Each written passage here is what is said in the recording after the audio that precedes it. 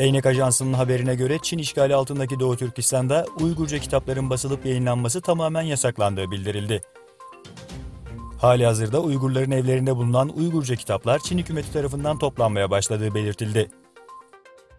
Konuya ilişkin açıklama yapan Etik Başkanı Karakaş, Çin işgal yönetimi Uygurca kitapların yayınını durdurması ve kitapları toplaması bir tür asimilasyon politikasının bir parçası olup medeniyet katliamından başka bir şey değildir. Çin işgal yönetimini bu yaptıklarından dolayı kınıyoruz dedi. Hollywood yıldızı Natalie Portman, Kudüs'te kendisine verilmesi planlanan $2 milyon değerindeki Guinness ödülünü geri çevirdi. İsrailli oyuncu bölgede yaşanan son olaylar nedeniyle bu ülkeye gitmeme kararı aldığını duyurdu. Bunun üzerine ödül töreni iptal edildi. Kırgızistan'ın yeni başbakanı Muhammetkayıl Abilgaziyev oldu. Kırgızistan Meclisi'nde yapılan oylama sonucu ülkenin yeni başbakanı 50 yaşındaki Muhammetkayıl Abilgaziyev oldu. Almanya Federal Göç ve Mülteci Dairesi'nde yaşandığı bildirilen yolsuzluk skandalıyla çalkalanıyor.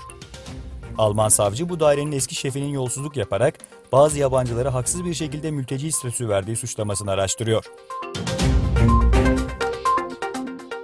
Rusya Devlet Başkanı Putin ve Özbekistan Cumhurbaşkanı Mirziyoyev telefonda görüştü. İki liderin görüşmesinde iki ülke arasındaki çok yönlü ilişkilerin daha da geliştirilmesi ve pekiştirilmesine ilişkin meseleler ele alındı.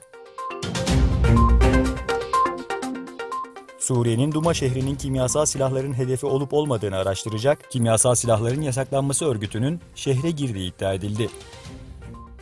Reuters haber ajansına konuşan görgü tanıkları, örgüte ait plakaya sahip bir aracın Rus güçleri eşliğinde şehirde görüldüğünü belirtti.